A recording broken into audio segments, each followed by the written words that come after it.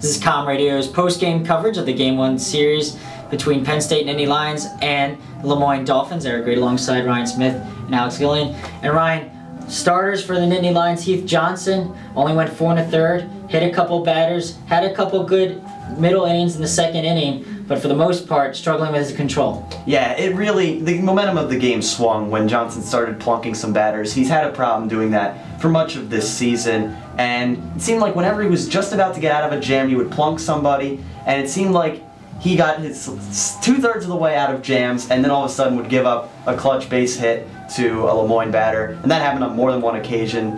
Really, for every Penn State pitcher today, and Penn State pitching in general, needs to go back and look at a lot of things from this game. And control is an issue for both sides. Like you said, you mentioned Heath Johnson, but for both sides, the pitcher's not really dominating from the mound. It was more of an offensive game. You have 16 runs, a 10-6 ball game, a lot of hits. 20-21 hits in a ball game is a lot.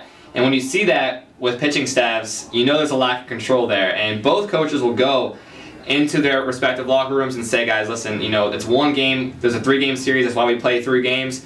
Go back out there tomorrow and refocus on setting that tempo from the mound. And Jordan Steranko had 2 home runs, a double, 4 RBIs, but the main thing was 3 errors by him. Glance, the shortstop, had an error, and Sear had a big error in that 8th inning, giving up 2 runs. So the defensive side for Penn State really cost them this game. Yeah, the defense in this one, it really came back to haunt this Penn State defense. The fundamentals in this game, putting your glove down, looking the ball into the glove, it wasn't there today. The chemistry between the infielders was not there.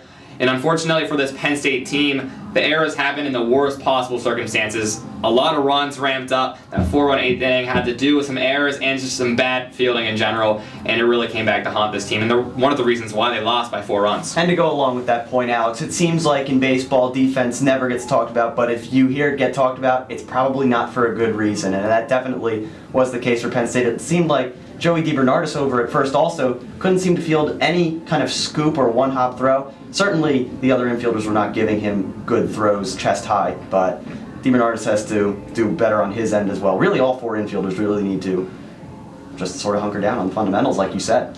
Jesse Alfredo gets a loss for the Nittany Lions as they drop to 12-7.